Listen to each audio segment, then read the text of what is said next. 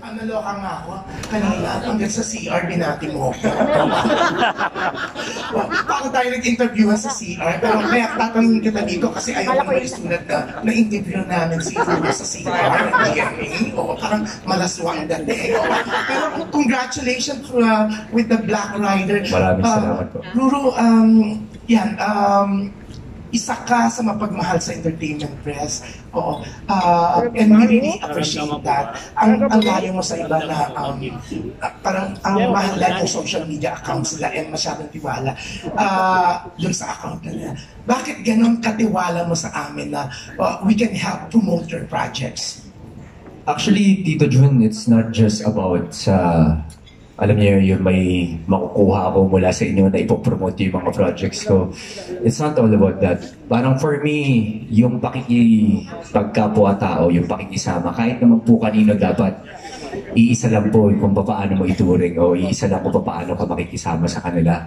Kesyo, yan na yung pinaka-boss o anumang posisyon niya sa buhay, anumang estado niya sa buhay, dapat pantay-pantay po ang pakikitungo niya sa kanila. At yun po siguro yung natutunan ko growing up sa pamilya ko, magmula po sa mga magulang ko, yun ang tinutulungan nila sa akin. And I don't see the point na parang mag-iiba ako o magbabago kasi nakita ko po from the very beginning of my career, nandyan kayo to support me, to help me.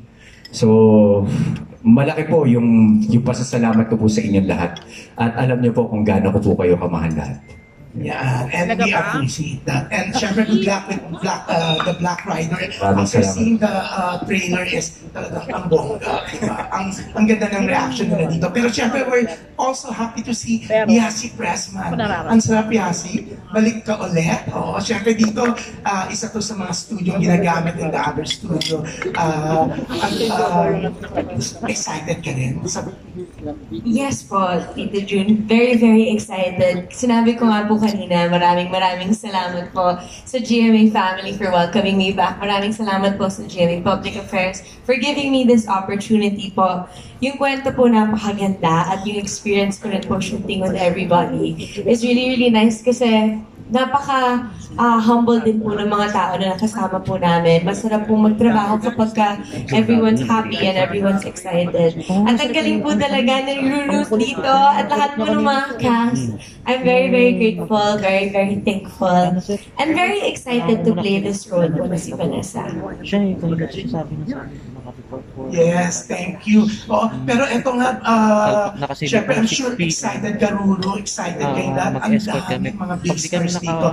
Tatanungin ko yung apat sa singer stars. Parang di na kami makakapit. Pero syempre, magkakasaya tayo dati. Pero yan, nandiyan si Monsur, syempre Raymond Bagatsing, nakakatuwa, Raymar, and Soren Legaspi. Parang kailan lang kayo yung mga, kasi yung edad ngayon ni Ruru, di ba? Mas bata pa kayo.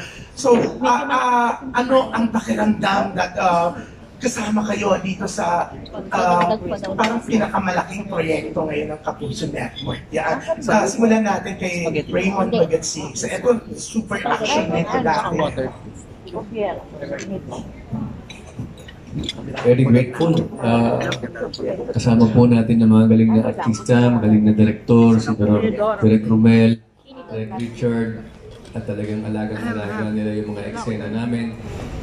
Ruru is very good, everyone is very good.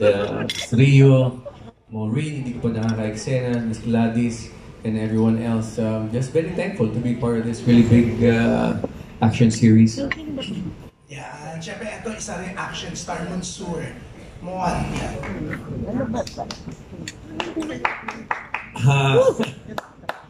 Una-una gusto kong magpasalamat sa GMA7 na binalik nila ako sa television. Medyo matagal akong hindi lumabas sa television, siguro more than 10 years. Gusto ko rin magpasalamat kay Direk Richard at kay Direk Romel. Lalo na si Direk Romel, nung cameraman pa lang to, kilala ko na to, tsaka assistant director, nakatrabaho ko na to. At gusto ko rin magpasalamat sa junior ko sa martial arts, si Erwin Tagle, dahil madali siyang katrabaho at open siya sa mga ideas ng mga techniques sa martial arts. At dati kong tinuturuan din yan. At proud ako sa kanya na naging fight director na siya ngayon. Well, sa experience ko dito, curious ako makita yung mga batang artista na mag-a-action. At, well, ang mga naka-eksena ko, si Gianluca, si Ruro Madrid. Ang naka-fight scene ko, si Ruro. Tinitignan ko yung potential niya. Malaking potential ng bata para maging isang action star sa pelikula, hindi lang sa television. Sinabayan niya yung mga fight scenes na ginagawa ko. At meron siyang eksenang isa na hindi ko na-expect, isa-sacrifice niya yung katawan niya. Nung sinipa ko siya, ibabagsak yung sarili niya sa drum, tsaka sa semento, na walang padding, walang kutsyon, walang ano. And akala ko stuntman ang gagawa. Sa totoo lang, mas maganda pa yung execution niya sa stuntman. So, medyo sabi ko sa kanya, pangalagaan niya tong career niya dahil malayong mararating niya. So, again, thank you to GMA7 for having me here as part of the cast of Black Rider. I'm hoping to do more work with the station and of course with the actors and actresses that I have worked with in the past few months. So again, thank you. Yeah. Okay, si Gary Estrada yan. Ito, bongga rin to, nag-action din to dati. Pero dalawang klaseng action, sa pati sa kama, may action siya. Sinubukan natin gumaling na artista. Dahil galing po tayo sa pamilya ng mga aktor. So, kailangan nating ibigay kung ano yung kailangan parate. And every single role naman, I try to adapt kung ano yung kailangan ng director. And I'm very, very happy and thankful sa GMA again for getting me, as an actor. And hopefully, gumanda pa ho at maganda ang rating na lumabas dito sa programa namin. And we promise the viewers that we will give it 101% in every scene that we do. Especially on my part and in hindi naman matatawaran natin yung kalidad ng mga artistang kasama ko. So, makakaasa talaga kayo na maganda ang Black Rider. Salamat. Siyempre, Raymond. Una sa lahat, gusto kong pasalamat po sa inyo lahat sa Facebook na dumago dito sa MediaCon. At doon naman sa experience ko dito sa Black Rider, napaganda. At nakita ko kay Ruro, nakita ko yung action scenes nila ni Monsur, may potential.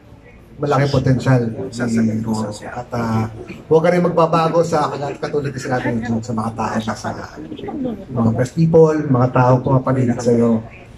Yun. Kaabang-abang itong Black Rider. Maraming salamat din sa GMA News and Public Affairs. At kinuha ako dito sa proyektong ito. Maraming salamat. Okay, Soren. Yan. Ito rin ang daming action movies before. Grabe. Kumusta, June? Ako, tinatawagan kita kanina. I know. Hindi, papuriin ko lang yung anak mo, si Cassie Dalambonga. Oo, hindi tumatawag siya kanina eh. Sabi ko, hindi, makikita naman kami mamaya. So, mamaya na kita kami sabi. So, anyway, well, as an artist kasi ako, ang personality ko is, kumbaga sa basketball, pag nabangko ka, it doesn't mean the coach doesn't like you. But just make sure pag tinawag ka ng coach, you're always ready. So yun yung parang motto ko sa buhay. So kunyari, yung GMA, hindi ako gagamitin for 3 months, 4 months. But I'll make sure pag tinawag ako ng GMA, I'm ready. Whether drama yan or action. Ito nga I think for the longest time, first time ulit magkaroon ng ganito katindi na action kasi I believe na they want a very, very hard action flick na pabalikin nila. When they spoke to me about this project, ako kasi isa sa mga casting na nakausap nila for the character. So, ang sabi ni Mr. Gozon, gusto nila ibalik yung hard action like before. Yung mga panahon niya, ni Monsur, panahon ni Raymond, ni Gary, panahon namin, ganyan. Ganun ka-hard. Kaya mapapansin nyo sa trailer, ang dating niya yung medyo nasa 80s, 90s na pagka-hard action niya. Walang daya. Kaya si Ruro, siya na rin gumagawa ng stunts. Kasi before, kami rin gumagawa ng mga stunts eh. So I guess, naramdaman ni Ruro na kung kami kasi yung pride, hanggang ngayon may pride pa rin ng mga to eh. Kagaya si Monsieur, nakita ko, tapos na yung eksena, sabi ko, si Monsieur pa rin gumagawa ng stance niya. So, I guess dapat si Ruru pa rin ang gumawa ng stance niya. So, yun ang mapapansin nyo. Ito, walang mga gayang stance ito. And let's welcome again